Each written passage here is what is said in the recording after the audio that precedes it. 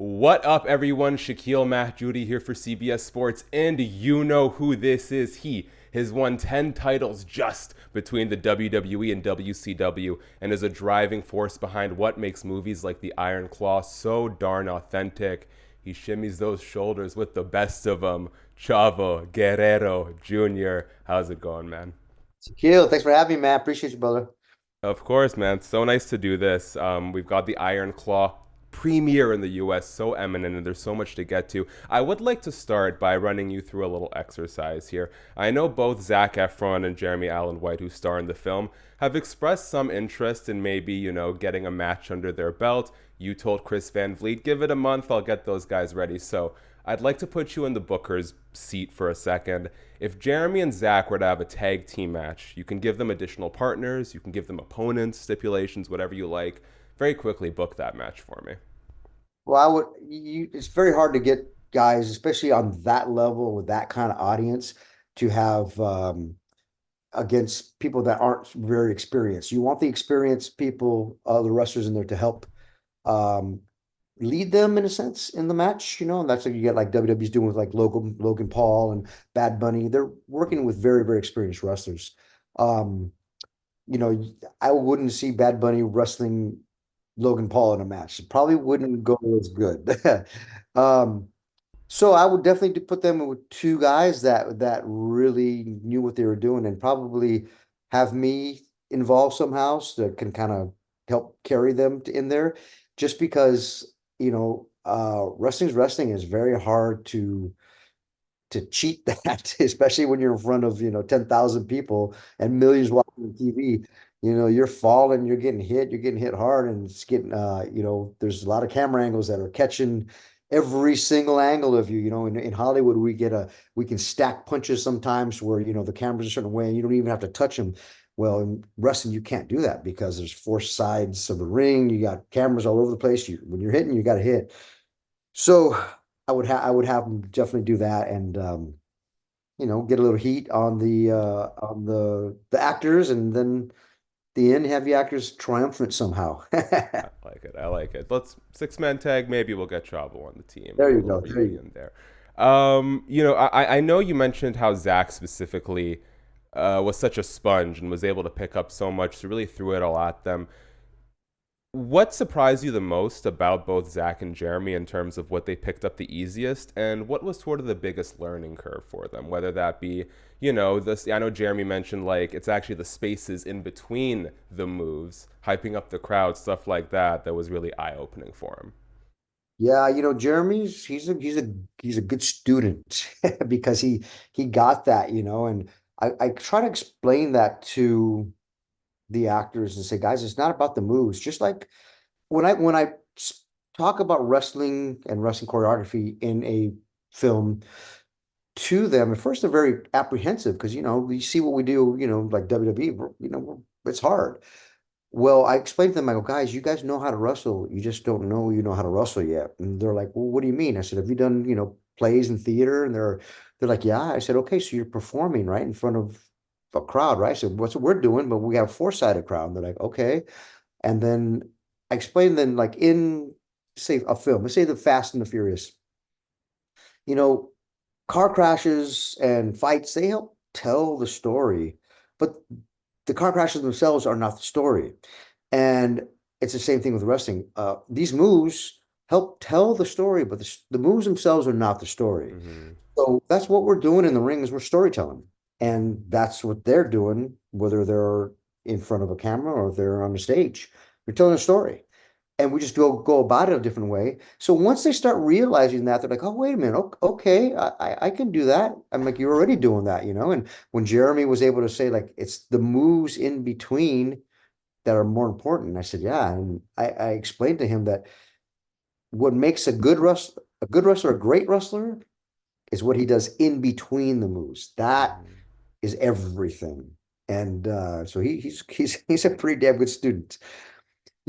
Getting there, every one of them surprised me every day in the ring. It wasn't pulling teeth. They didn't come unprepared. They Hmm. knew They weren't on their phones. They weren't like, oh, him and hawing. When it was time to get in the ring, they were in the ring, stretched out and ready to go. So it made my job a lot easier. They wanted to learn. They really wanted to nail this. And of course, we didn't have a lot of time to rehearse and to shoot and to train. It wasn't like we had 6 months, like a Marvel movie where they're training for 6 straight months. We were on a fast, quick schedule. So there was no time for that. They had to bring it, and every one of them did, and Zach he had a different approach to it. He had an approach to where he was more of coming from a dance background from High School Musical and stuff. He really liked to walk through it all over and over and over again. Jeremy had a different approach. He had more of like a cerebral approach where he would kind of think about it and visualize and then kind of be ready to go. And I would like kind of look at him, he'd be kind of quiet. And I said, you okay? He's like, yeah, I'm good. I'm ready. I'm like, all right, let's go. I don't know if he was I just love it. nervous or not, or just kind of working me, but he was just like, all right, let's get it done. One of the things that really stands out to me, especially, only reinforced after seeing this film, is like when I think about the relationship between pro wrestling and Hollywood in, let's say, the 90s or the early 2000s, it was a lot more surface level. You get these celebrity crossovers. But what I've really enjoyed about these last 5 years, and you've been no small part of it, is the quality of the storytelling that is happening in Hollywood about pro wrestling, whether that's the Iron Claw, Glow, Young Rock, Heels. Why would you say we're seeing such an abundance of like thoughtful, well executed storytelling happening now about pro wrestling? I think Hollywood for years didn't understand and didn't get wrestling. They didn't Mm. understand the fan base and how talented the wrestlers are. Um, I think they just thought of us as kind of carny things on TV, kind of jokey, um, the very cartoonish.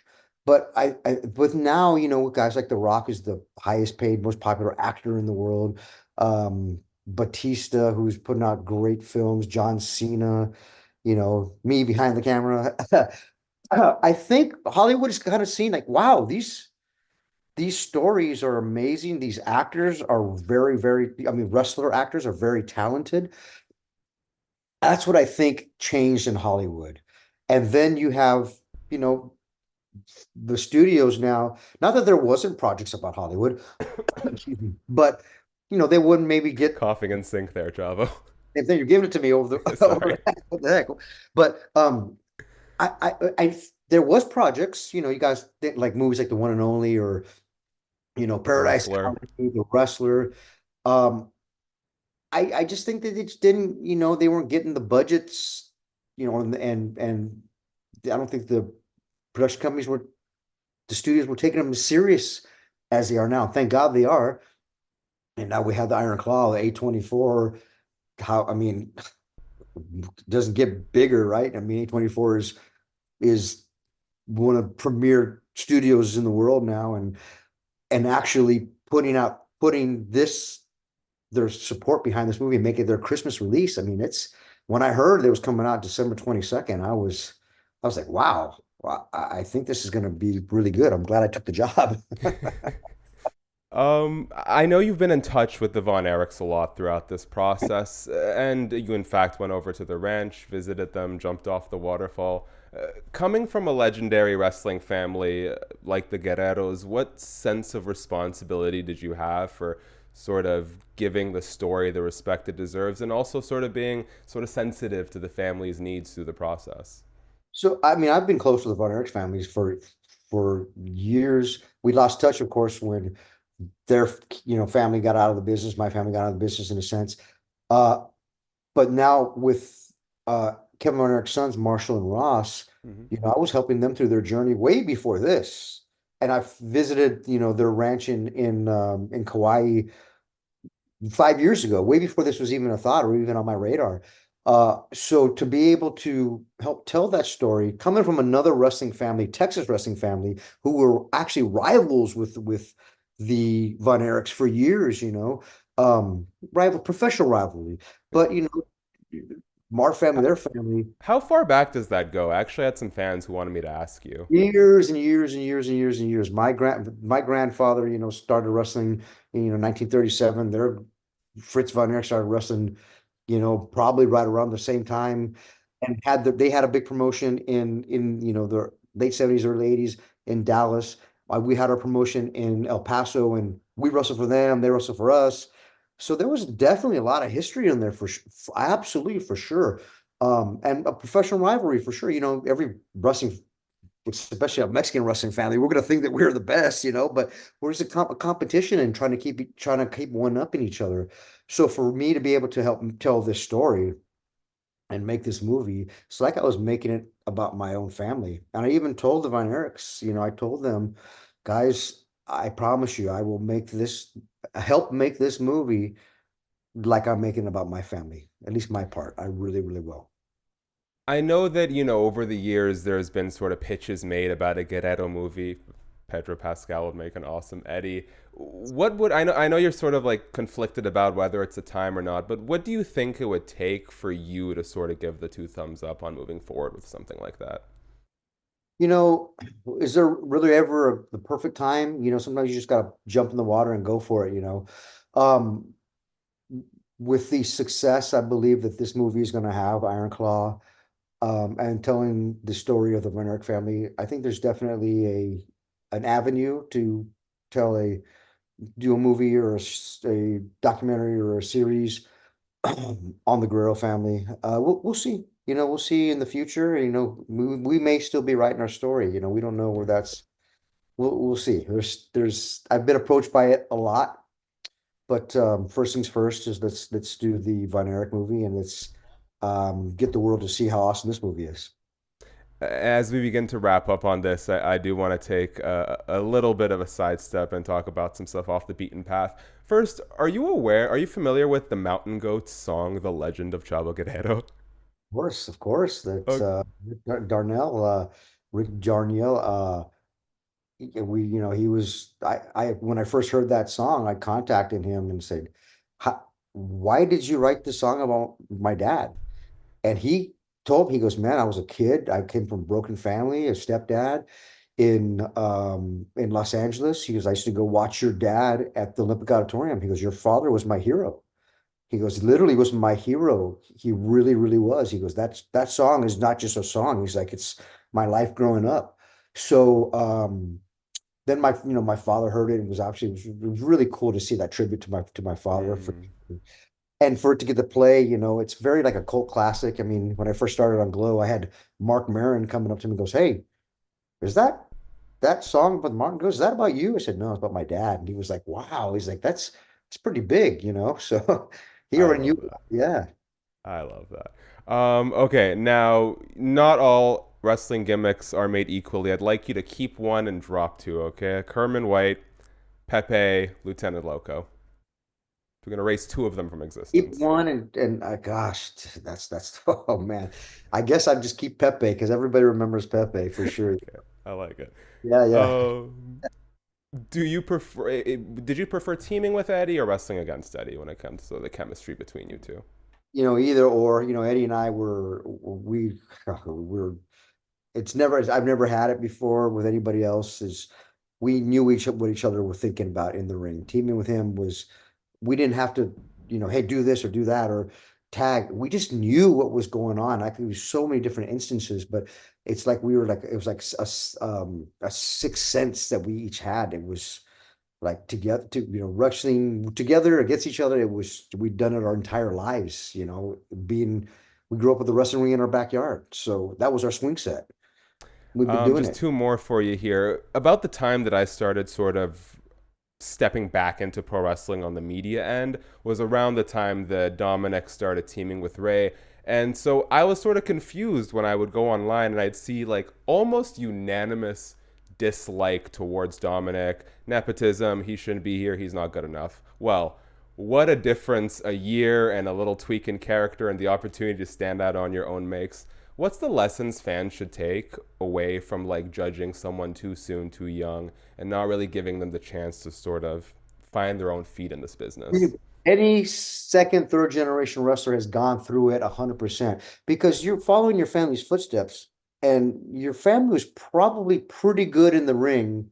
if you're following them. So right away, like for instance, for me, you step you're getting the door open for you a little faster, but you're stepping through, you're expected to be really, really good. And I remember when I first started and I was a little frustrated, and Eddie told me, he goes, "Hey man, we've all felt it." He goes, "Your dad, when he first started, he goes, they said, hey, you're not going to be as good as as your father, Gory Guerrero. When Eddie first started, they told him you'll never be as good as your brothers. When I first started, you'll never be as good as Eddie." And The Rock, the Rock first started, Dwayne Johnson, you're not going to be like your whole family, your father and your grandfather. You have to step out of of that shadow and at a certain point. So when Dominik was started, I remember even telling him, "Hey man, don't listen. You're not your dad. You're not Rey Mysterio. You're going to compare you, and how could they not? But you're not. You'll come to your own soon." And he did, and he's still young in the business. His character's going to evolve 10 different times. I love it. Well, that's one of the great things about pro wrestling. Okay, last one for you, and I'll let you go here, Chavo. You've been so gracious with your time. I know you've been rewatching it, so tell me right now, spoiler alert, turn off your TV if for some reason you're 10 years behind. What's the hardest death scene to watch in Game of Thrones? Wow, you have done your homework, because I am watching it again, and the it's better the second time. It really is. You catch so much more. Little details, yeah. You really all these hidden Easter eggs in there that give you insight to future episodes that you didn't Mm-hmm. catch before. God, I love Joffrey's death. It's the best. Crazy to see. I love that one, but I think the first season, watching this were the set the tone of that Yeah. season, where that was going to go when Ned Stark got his head cut off. When at first he conceded, even though he didn't, he wasn't a traitor. And that's when Joffrey looked at him and said, "Nah, I'm not gonna do things a little different than my than my than my mom and my family. We're gonna cut your head off." Oh my God, I couldn't believe it. It was pretty amazing. Yeah, I mean, what a way to sort of set the tone for what's to come. Chavo, I want to leave you with the last word, so I'll do my part very quick. Guys, thanks so much for checking out the video. Please subscribe, thumbs up, tap that bell. Make sure to check out the full feature ahead of the premiere of the Iron Claw this weekend. CBSSports.com will link to it to the bottom. Chavo, I gotta say, man, to see the direction you're taking in a post in-ring world is such a fantastic reminder that there's so much left to do if you really just sort of put your mind to it and explore your creative outlets. So it's great to see everything you're doing. If there's anything you want to let the people know, the floor is yours, my man. Guys, thank you so much. Iron Claw, December 22nd. You don't have to be a wrestling fan, but if you are, you're going to love it. It's an amazing movie. I'm so proud to be a part of it, and I just want you guys all to go see it because it's legit. It's legit, and there's a reason why A24 put it as their Christmas release.